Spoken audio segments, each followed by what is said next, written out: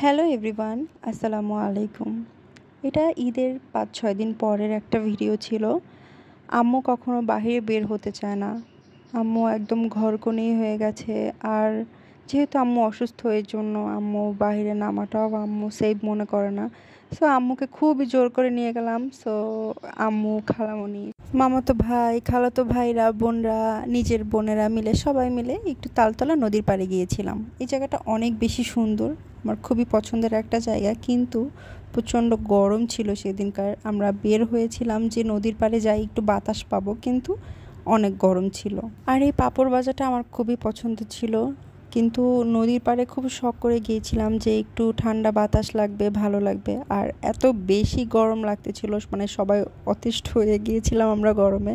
আর আমার মেয়ে তো সেই বসে বসে আমার মতো করে পাপড় খাচ্ছে।